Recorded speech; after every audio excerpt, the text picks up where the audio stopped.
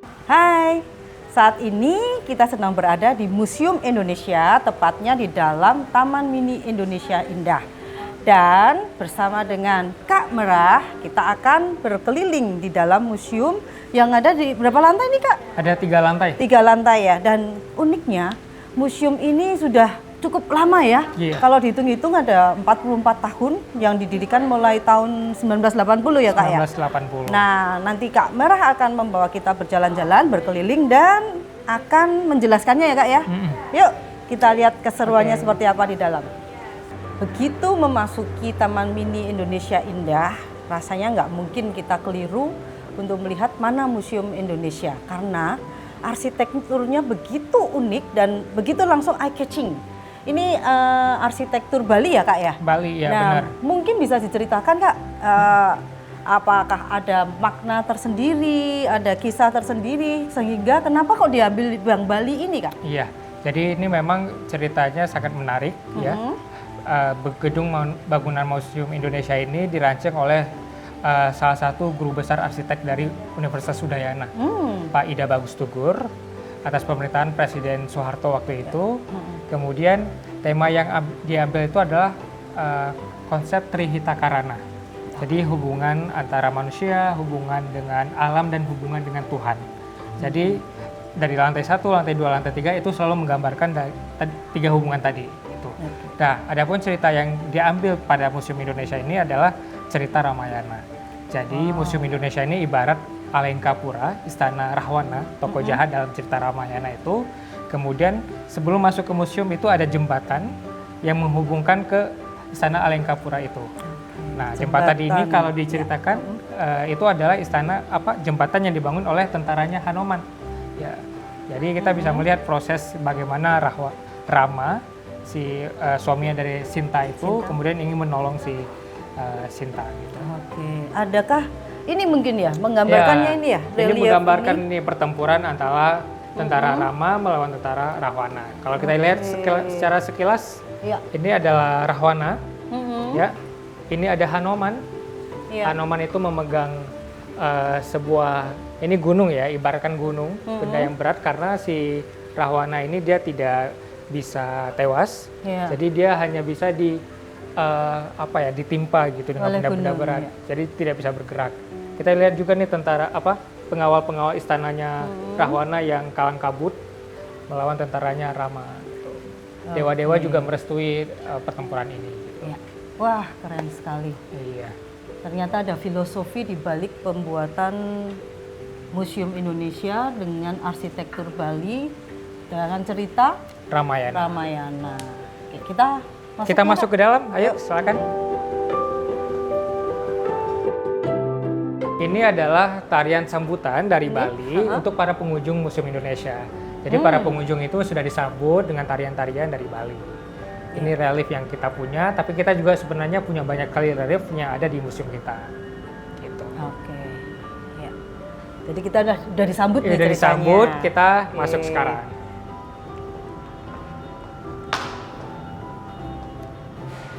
Kita langsung ke sebelah sini aja ya. Langsung sini.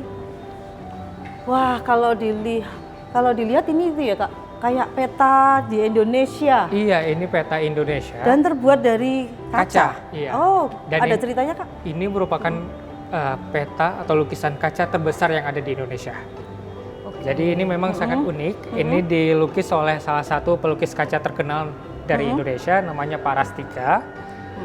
Pak Rastika itu berasal dari Cirebon. Iya. Nah, ini kalau kita lihat secara seksama ini, waktu proses pembuatan itu, kita masih punya 27 provinsi. Oke. Jadi Timor Leste masih bagian dari Indonesia. Ya. Kemudian kalau kita lihat juga air lautnya ini, lautannya ini diambil dari motif batik Megamendung dari Cirebon. Gitu. Ya. Ini kenapa kok ada gambar Garuda, naga? Ada makna tertentu? Ini makna simbolisnya. Kalau ular naga ini adalah melindungi dunia bawah kita, lautan kita. Dia disebut sebagai Ibu Pertiwi. Sedangkan burung Garuda ini adalah melindungi dunia atas, melindungi tanah air kita. Dia disebut sebagai Bapak Angkasa. Itu makna simbolis mitologi dari masyarakat Indonesia. Oke. Ya. Ada kita selanjutnya ke tempat yang Kita lain. boleh kita ke arah ke manusia purba, kita akan belajar tentang proses munculnya manusia Indonesia. Di mana? Kak? Sebelah situ. Sini.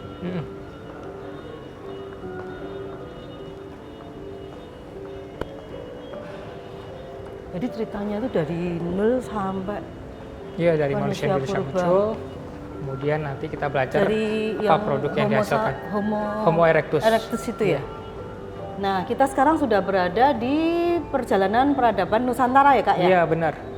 Mungkin bisa diceritakan Iya. mulai dari awal adanya manusia di Benar. Nusantara ini. Nah, kita di sini cukup beruntung karena kita punya replika dari tengkorak manusia purba Homo erectus dan Homo wajakensis. Nah, manusia purba Homo erectus ini adalah manusia purba pertama yang tinggal di Pulau Jawa. Biasanya disebut sebagai manusia purba dari Jawa, Java Man, atau kadang disebut sebagai manusia purba berjalan tegak, atau banyak juga yang dikenal sebagai manusia sangiran, S17. Nah, ini replika adalah pemberian dari Museum Geologi Bandung.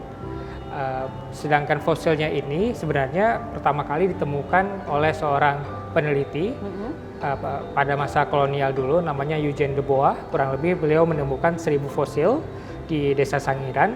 Kemudian fosil-fosil ini itu banyak yang disebar. Ada yang disebar keluar ke Belanda, khususnya di Museum Volkenkunde di Leiden. Kemudian juga ada di Badan Arkeologi Nasional dan juga ada di Museum Geologi di Bandung. Ini kalau dilihat dari bentuknya lebih besar ya. Iya, lebih besar, volume kepalanya lebih besar. Lebih besar. Gitu. Tempat matanya juga sama ini rahangnya iya, juga rahangnya besar. juga lebih besar. Itu. Nah, dari sini penemuannya apa lagi, Kak? Kita coba lihat bahwa proses terbentuknya atau adanya manusia Indonesia itu rupanya nggak tiba-tiba ada. Manusia Indonesia itu nggak tiba-tiba tahun 1945 kita mengumumkan kemerdekaan langsung tiba ada. Tapi prosesnya itu sudah ada dari 1,5 juta tahun lalu. Jadi di sini kalau kita lihat secara sekilas, ini adalah perjalanan peradaban Nusantara. Nah, jadi kita sudah melewati banyak sekali tahapan waktu, mulai dari zaman batu, Paleolitikum, Neolitikum, Megalitikum, dan kita sudah melewati ini selama jutaan tahun. Gitu. Di sini juga kita bisa lihat, ini adalah manusia Homo erectus yang tadi kita lihat replikanya. Ini kemudian berevolusi menjadi manusia modern atau Homo sapiens. Kemudian Homo sapiens ini kemudian berevolusi lagi, dia terbagi menjadi dua, ada yang rasnya Mongolit. Ini adalah nenek moyangnya cikal bakal nenek moyang orang Korea, Cina, Vietnam, dan lain-lain. Kalau yang ini Australomelanesid adalah cikal bakal nenek moyang dari orang-orang aborigin di Australia, kemudian orang-orang Melanesia di Papua. Nah, kemudian mereka mix sehingga menghasilkan banyak sekali suku bangsa di Indonesia. Sekarang di Indonesia ini kita punya lebih dari 1.300 suku bangsa. Dan nggak nyangka ternyata masih ada hubungannya dengan yang tadi ya Korea, Iya, ada yang bener. Australia, semuanya itu sebenarnya kita menyatu campuran. Nggak salah berarti ya kalau museum ini berdasar pada Bhinneka Tunggal Ika itu ya, Kak. Bener, ya. Mungkin iya. bisa ceritakan, Kak, itu mengapa ada? Iya, memang di lantai 1 temanya Bhinneka Tunggal Ika. Ini ya lantai 1 ini. Benar, Ya. karena kita mau memberikan informasi nih bahwa Indonesia dari awal terbentuk sehingga dia menghasilkan banyak sekali budaya, itu sebenarnya kita dari berbagai macam. Tapi kemudian kita bersatu bersama-sama sehingga menghasilkan banyak sekali karya-karya momentum gitu ya, yang bagus yang bisa dilihat oleh seluruh orang, khususnya yang di luar negeri, luar mancanegara juga kita banyak sekali kunjungannya. Di sini kita sebaiknya Kita akan kemana, ke sebelah sana, mungkin kita akan lihat sekilas koleksi-koleksi yang lain.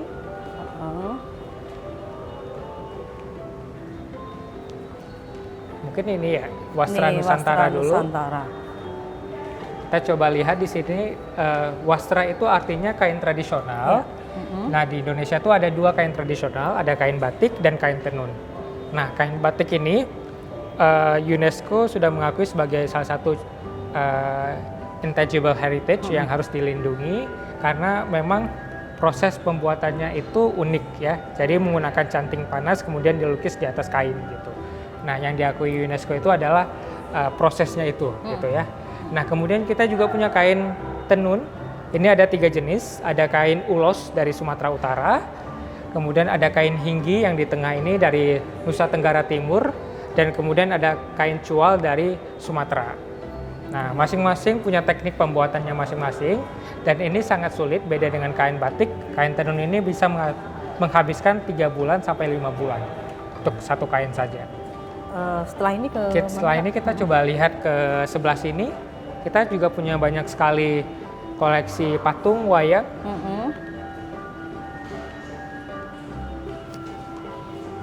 Sekarang kita coba lihat yang di sebelah sini. Kita punya sekali patung yang kebanyakan memang dihasilkan oleh pematung dari Bali. Kalau di sini kita bisa lihat ini ada patung cerita Ramayana. Ini proses pertempuran antara Jatayu melawan Rahwana. Gitu ya. Dalam pertempuran ini Jatayu kalah, sayapnya patah. Nah, kemudian selain itu kita bisa lihat beberapa patung, ada patung Pratima, ada patung Cili, ini berasal dari Bali. Ya, kemudian juga ada wayang. Wayang ini ada 3 jenis. Ada wayang kulit dari Bali yang bentuknya rege gitu. Kemudian yang paling besar ini wayang kulit dari Jawa. Kemudian yang bentuknya 3D ini wayang golek dari Jawa Barat gitu.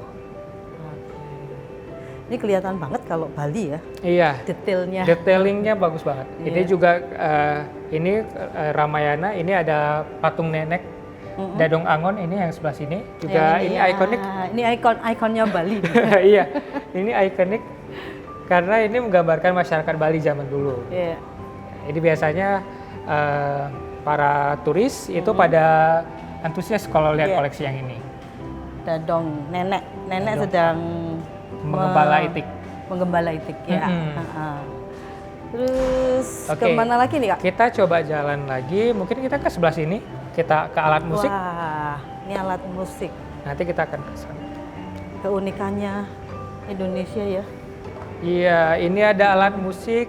Kita pilih beberapa alat musik yang menurut kita sangat mewakili Indonesia. Kita lihat kalau di sebelah sini itu yang paling awal ini ada tifa, ini dari Papua. Ya, biasanya ini semacam genderang perang. Jadi sebelum berperang antara suku mereka sering menepuk tifa terlebih dahulu. Kemudian ini ada sape dari Kalimantan. Kemudian ada tahuri. Tahuri ini juga unik. Dia kerang sangat besar. Kurang lebih diambilnya itu di bawah laut yang kedalamannya 8 meter. Jadi ini juga menarik. Ada seruling atau serangko, kemudian ada rebab dan ada sitar. Ini mewakili setiap pulau yang ada di Indonesia gitu. Iya. Kalau yang ini kayaknya Maluku ya? Iya betul, Maluku.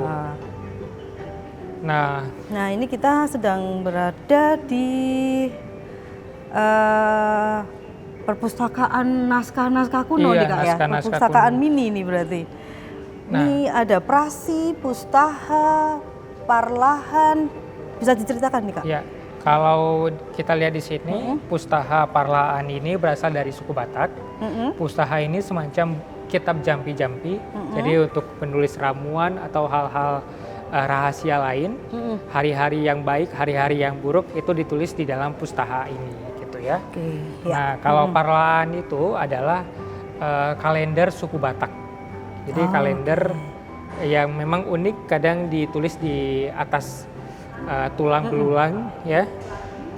Yang ini berarti ya, yang ini kan seperti tulang. Kalau ini kayu nih kayaknya ya. Iya. Besi atau kayu ya. Kalau prasi ini diambil dari daun lontar ya. Pohon lontar, kemudian itu menggambarkan kehidupan masyarakat Bali ya. Kurang lebih itu seperti komik strip tapi versi zaman dulu gitu. Iya. Ada yang bisa membaca ini kan? Nah ini untuk udah pernah diterjemahkan gitu misalnya? Kebetulan memang koleksi Pustaha ini justru banyak di luar negeri. Jadi dulu itu ada salah satu pendeta yang datang ke suku Batak, kemudian dia sangat tertarik untuk belajar tentang Pustaha.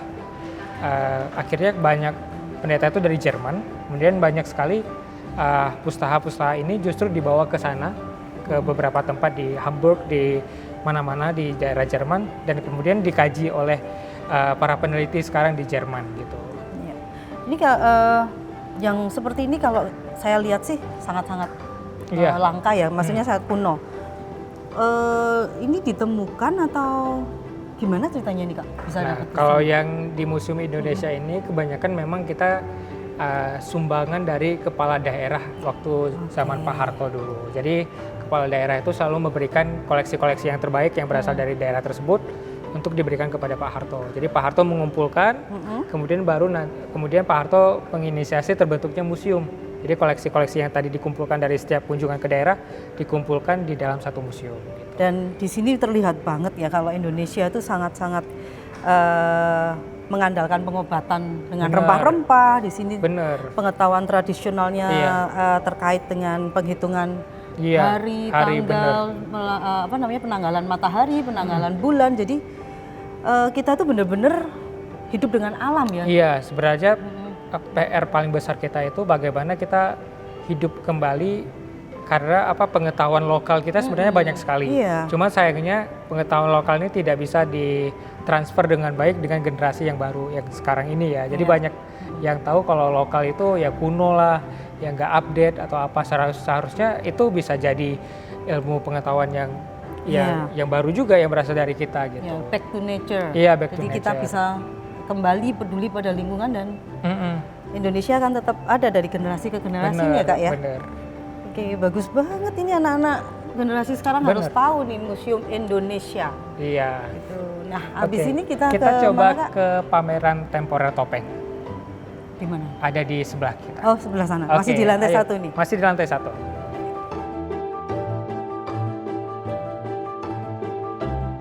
Nah, sekarang kita berada di pameran temporer ya, Museum Iya. Indonesia yang berisi berbagai macam topeng. Topeng, Wah, benar. ini karena Indonesia saking kayanya dengan budaya nggak terlepas dari berbagai macam bentuk topeng yang memiliki filosofi tersendiri ya Kak ya. Benar ya. Oke, yuk kita ke mana yang paling di highlight di sini Kak? Oke. Sebelum kita ke topeng, kita di depannya itu sebenarnya ada penjelasan sedikit tentang budaya Indonesia. Oh, oke. Jadi di sini itu ada budaya maritim dan budaya agraris. Jadi istilah kalau nenek moyang kita seorang pelaut itu benar, ya. Kemudian kalau tanah kita subur, kebunnya banyak juga benar, karena kita punya budaya agraris juga. Nenek moyang kita juga sering berkebun. Di sini ada beberapa koleksi yang menjelaskan tentang budaya tersebut, ya. Kalau kita lihat sekilas di sini ada dayung, ya. Ada bubu untuk menangkap ikan, ya. Ini merupakan salah satu koleksi yang menjelaskan tentang budaya maritim itu, ya. Selain itu kita juga punya kapal pinisi, ini replikanya. Kapal pinisi ini adalah salah satu kapal lokal yang berhasil mengelilingi dunia. Jadi ketika penjajahan dulu, Indonesia Timur itu sangat terkenal dengan rempah-rempahnya, ya, khususnya di daerah Ambon ya, gitu-gitu ya, pulau-pulau itu. Kemudian melalui kapal-kapal ini mereka melintasi samudra, ya, menjual rempah-rempah itu ke negara luar gitu. Ini kapal pinisi dari Sulawesi Selatan, dari Makassar. Ini apa nih Kak? Ini untuk menunjukkan Indonesia yang negara agraris mungkin Iya, ya? Karena ini alu ya? Iya, lesung benar. atau alu? Lesung. Sebelum kita pakai rice cooker, kita pakai ini. dulu. Ini cikal bakal rice cooker. Iya. Jadi bayangin zaman dulu tidak semudah itu ya, untuk menumbuk padi dia harus pakai ini alat. Dan setiap daerah punya alatnya masing-masing, berbeda-beda gitu. Yang ini dari ini bagus sekali Iya, ada. ini unik ya. Naga. Ya, ini paling unik. Iya. Nah, kalau di sini kita bisa lihat juga ya perkembangan rumah-rumah adat di Indonesia, ya. Ini ada rumah baru dari NTT. Ya, dari Werebo ini, Pak. Iya. Iya, ini banyak sekali. Kita lihat juga sebenarnya rumah-rumah lokal kita juga gak kalah unik ya. Iya. Dengan rumah-rumah modern, karena mereka punya filosofi yang cukup dalam. Kalau kita lihat sebelah sini, mungkin kita coba lihat rumah tongkonan dari Sulawesi Selatan. Ini bentuknya seperti kapal atasannya, gitu ya.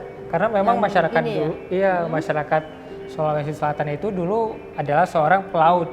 Jadi ketika mereka menetap di suatu tempat, mereka tidak ingin kehilangan suasana kapal-kapal mereka. Jadi mereka buatkan rumah mereka seperti bentuk kapal gitu.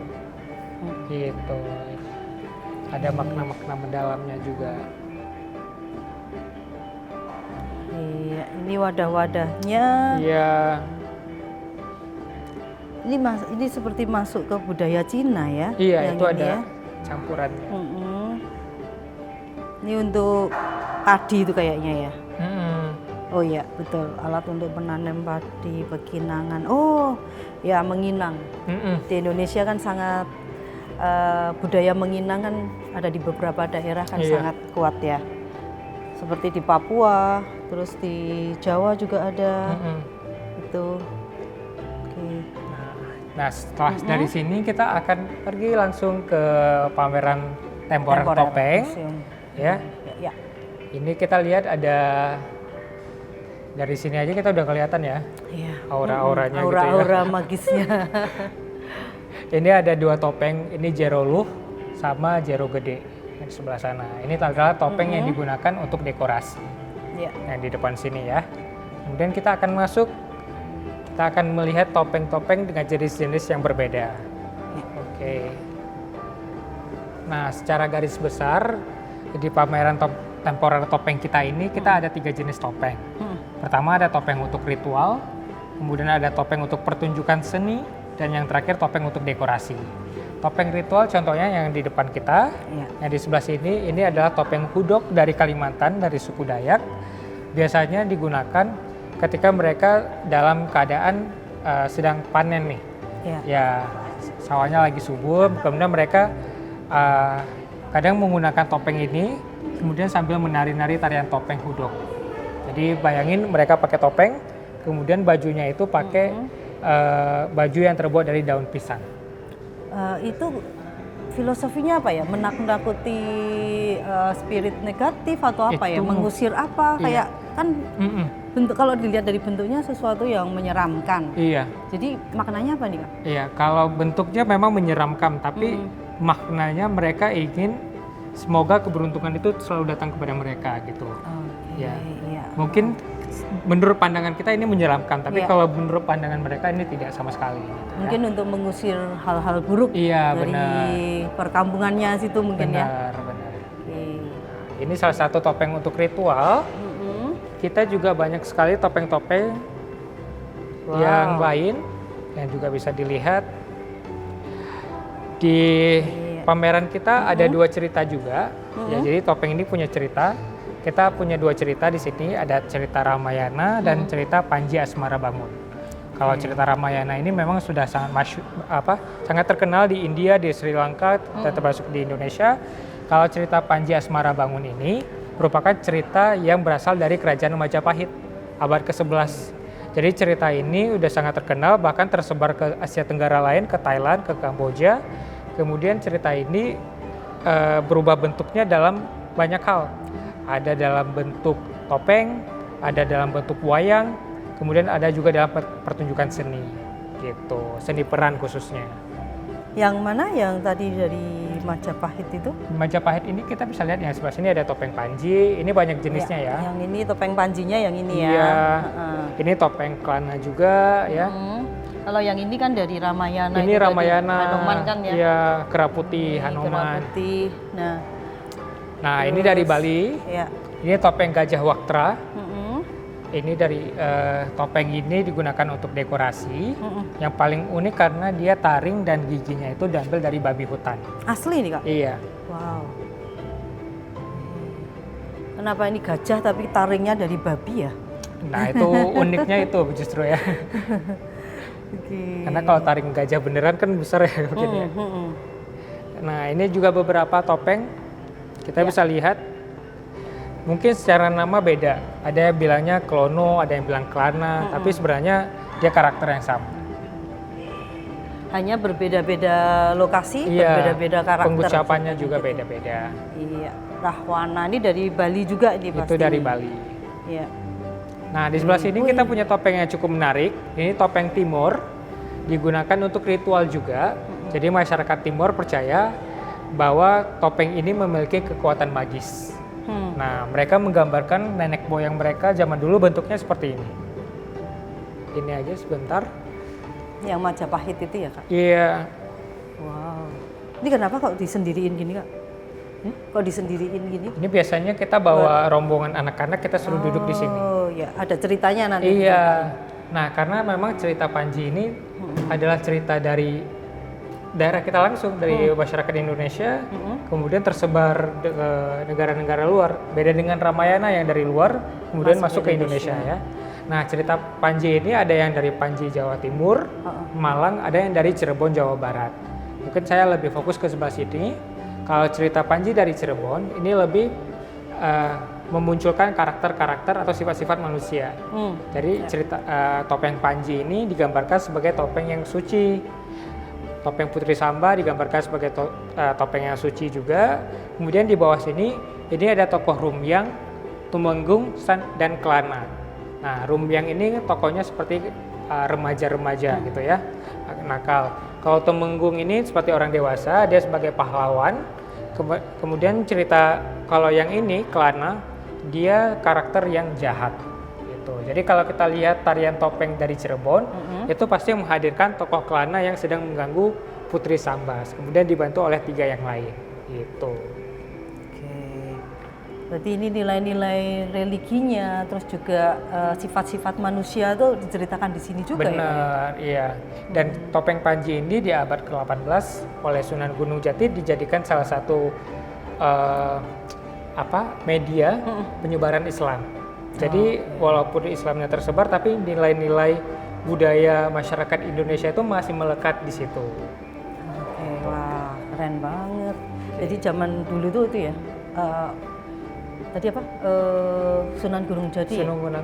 Iya, Gunung Jati dari Jawa Barat. Jadi ini sebagai penyebaran Islam juga berarti. Iya, cerita-ceritanya, filosofi, semuanya ada di situ diceritakan melalui gerak tari ini. Ini kan tarian ya berarti. Tarian, ya ada dalam bentuk wayang juga gitu ya. Oke, ya. Oke, kita ke lantai 2. Nah, sekarang kita berada di lantai 2, tempat di mana koleksi kain-kain tenun berada. Di sini kita bisa memahami dan melihat dengan nyata bagaimana keragaman budaya Indonesia melalui berbagai kain tenun dengan berbagai teknik tenunnya ya. Iya, betul. Ya. Mungkin bisa diceritakan Kak, mana ini yang akan di-highlight ini Kak? Iya. Jadi di lantai 2 kita punya 87 kain tenun. Itu tersebar dari beberapa daerah, kebanyakan berasal dari Sumatera Utara dan Nusa Tenggara Timur. Nah, di sini kita coba lihat beberapa koleksi favorit yang ada di Museum Indonesia. Ayo coba kita pergi ke sebelah sana. Wow.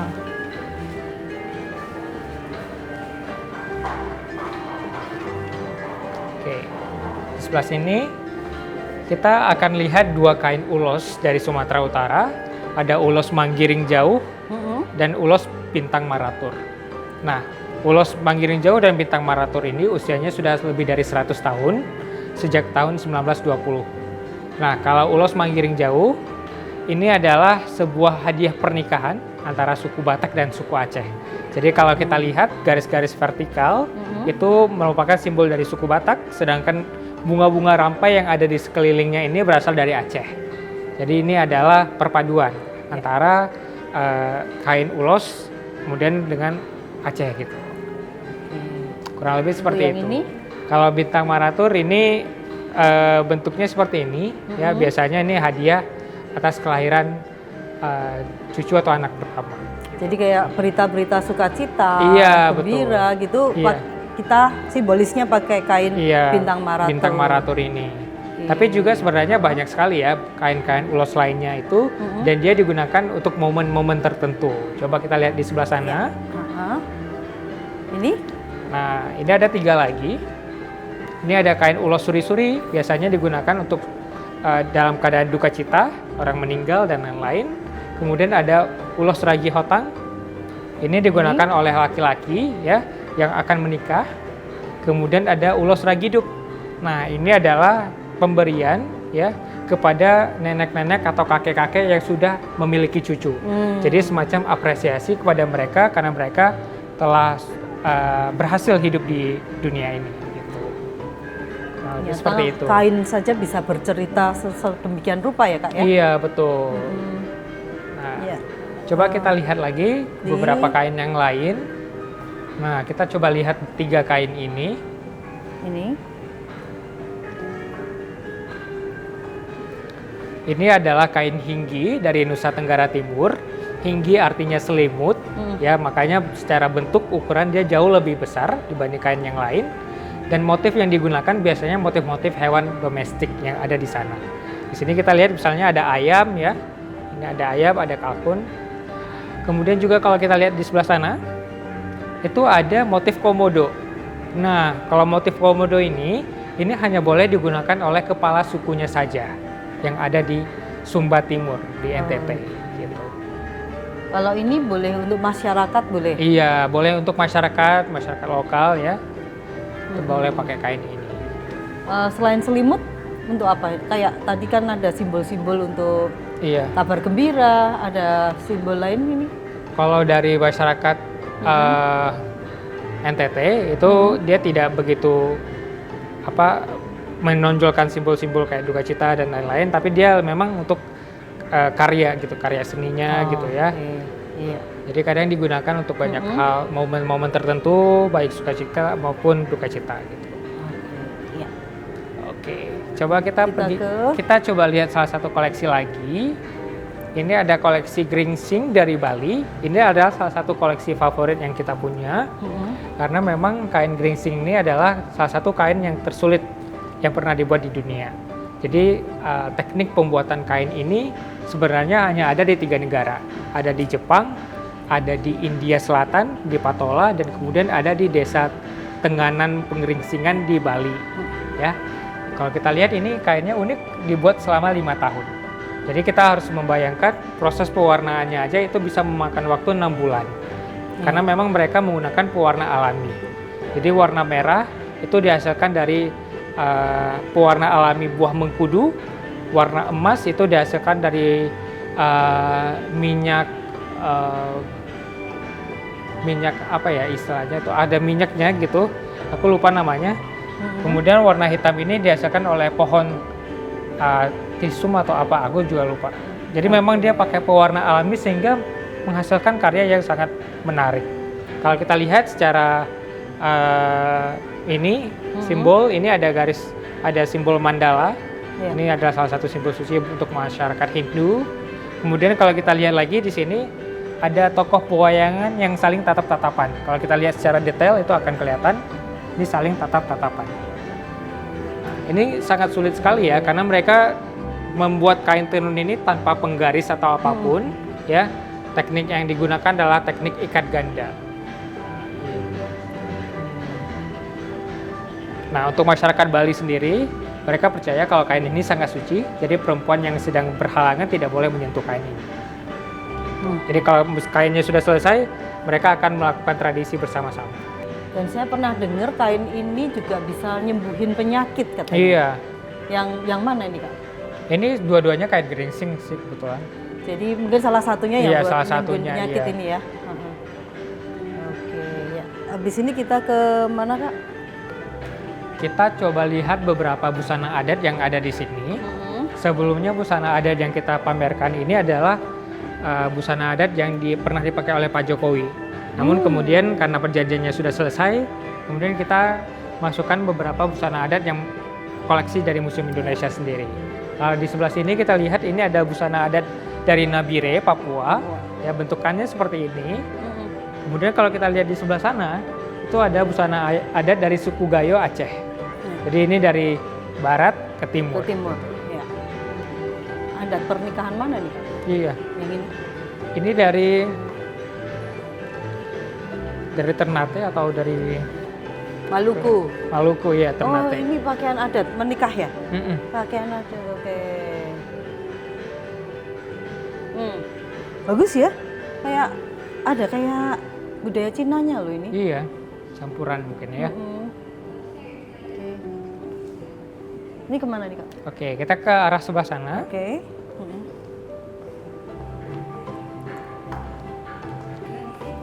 Kalau di sini kita lihat sekilas ya, ada relief yang bercerita tentang para kesit ya.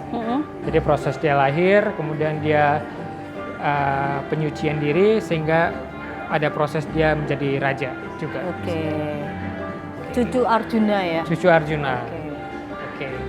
Nah ini kan banyak sekali. Yang mana dari kain-kain ini yang menjadi ikon di Museum Indonesia ini, Kak? Ya, coba kalau kita lihat sekilas di sebelah sini, Mm-mm. ini adalah kain-kain yang dibuat oleh seorang desainer ternama Indonesia, namanya Pak Iwan Tirta. Ini hasil request dari Ibu Tin Soeharto. Jadi Pak Iwan Tirta ini melakukan sebuah pengembangan kain tenun. Motifnya kain batik, tapi sebenarnya ini kain tenun. Kain tenun. Iya. Ya. Jadi bentukannya seperti ini. Ya. Ya. Kemudian kalau kita lihat di sebelah sini, ini adalah alat-alat yang digunakan untuk membuat kain tenun itu. Ya. Jadi kita membayangkan kalau kain tenun itu dibuat step awalnya itu dari pohon kapas. Biji kapas itu kemudian masukkan kapas. Kapas itu kemudian dipipihkan dulu bentuknya. Ya, menggunakan alat namanya pipihan.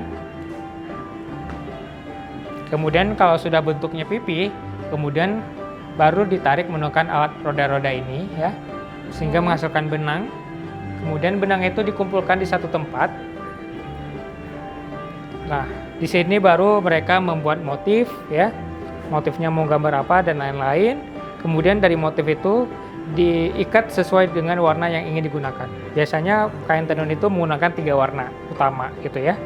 Jadi dari sini nanti mereka akan ikat, dicelupkan ke dalam pewarna itu, baik dia menggunakan pewarna alami atau pakai pewarna sintetis kimiawi, gitu ya. Tergantung keinginannya apa gitu.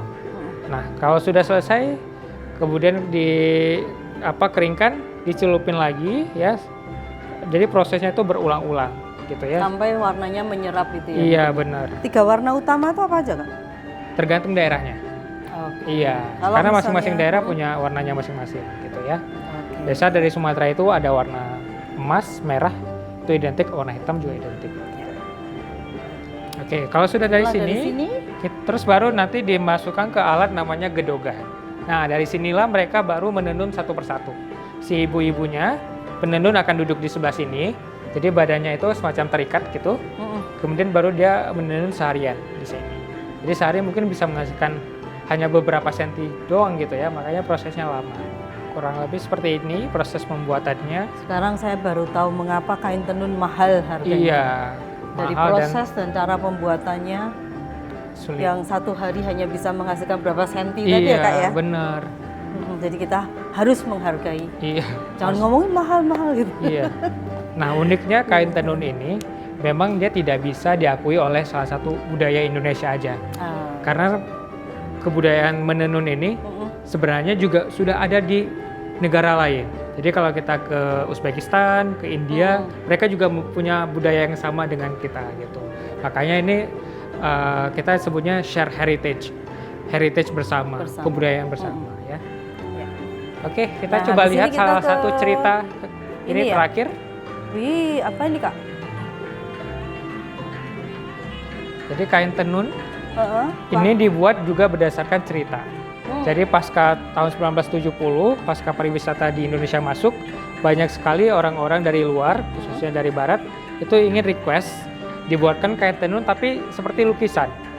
Jadi ini menceritakan tentang sesuatu. Nah, kalau yang di sini, ini adalah cerita tentang pertempuran orang-orang Sumba Timur dan Sumba Barat. Jadi setelah mereka memutuskan untuk berdamai, dibuatkanlah sebuah acara pesta malam, ya. Korban-korban yang meninggal pertempuran itu kemudian di tengkorak-tengkorak mereka ditancapkan di sebuah kayu, ya seperti ini. Kemudian ini adalah hewan-hewan domestik yang tinggal di sana, kalkun, ayam dan lain-lain. Kemudian para lelakinya itu menunggang kuda, ya. Sedangkan perempuannya itu menari-nari. Iya. Ini simbol perdamaian bagi masyarakat Sumba. Jadi ini nggak ditaruh sebagai hiasan di dinding gitu atau bagaimana nih? Ini ditaruh untuk hiasan. Hiasan biasanya. dinding. Iya. Ini kain bercerita itu ya, Kak ya? Iya. Seperti cerita, nah kalau apa tadi kayak komik gitu ya? Iya, ada iya. gambarnya. Tapi ini serem sekali, ini apa dari kisah nyata? Yang Sepertinya iya. kepala Iya. Tengkorak ditancapin gitu. Ditancapin. Wih, Mungkin untuk masyarakat Sumba itu adalah sebuah penghormatan. Iya. Ya.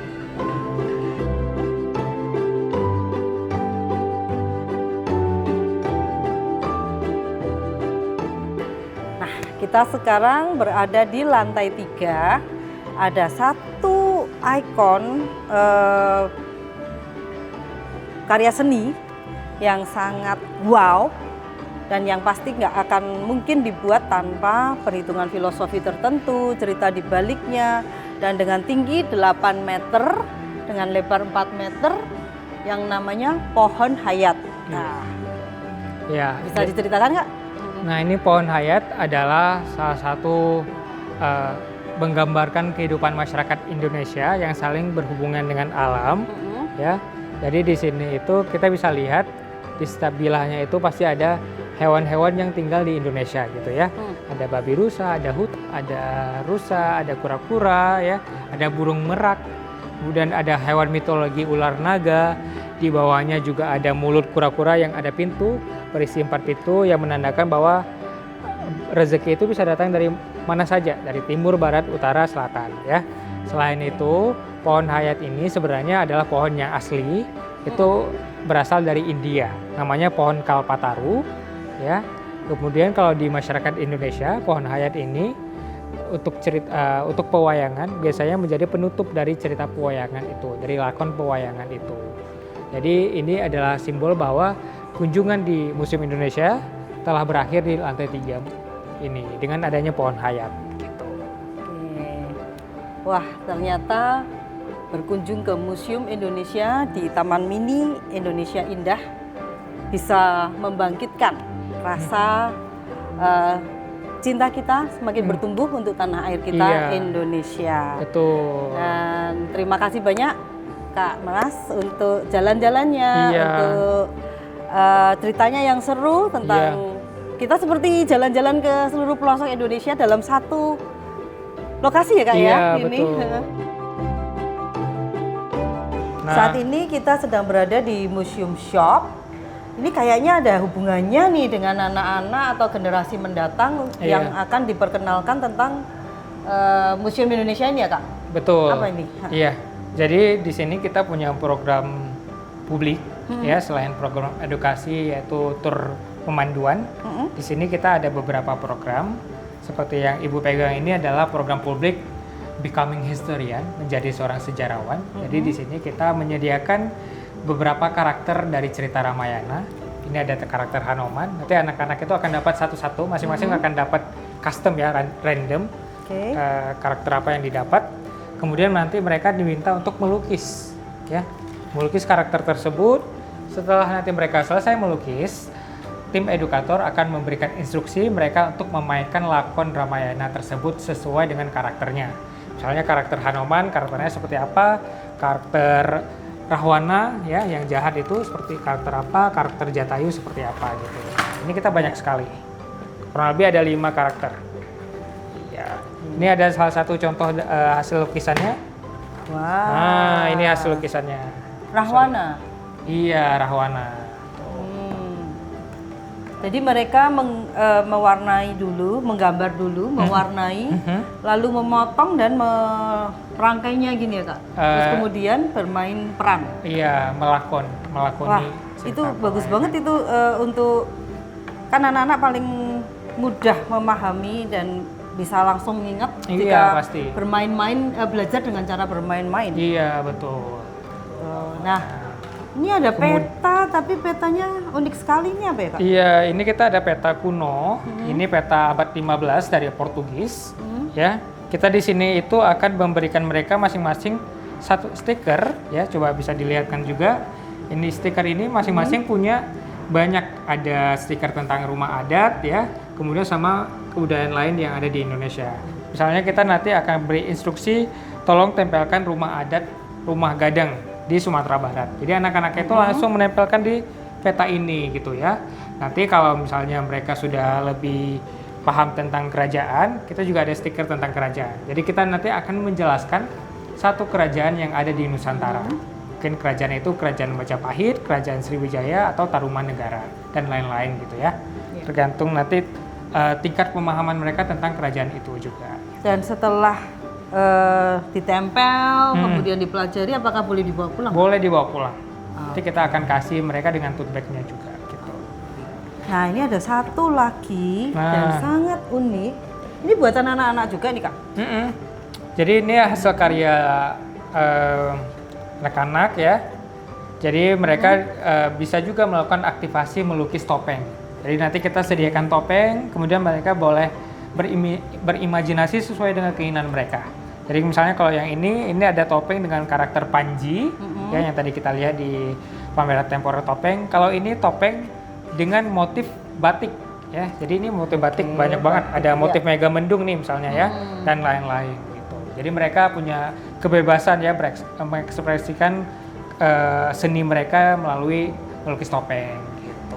Jadi ini upaya agar generasi muda tetap bisa mewujudkan nilai-nilai leluhur dari nenek moyang bangsa Indonesia ya Kak? Iya, betul sekali.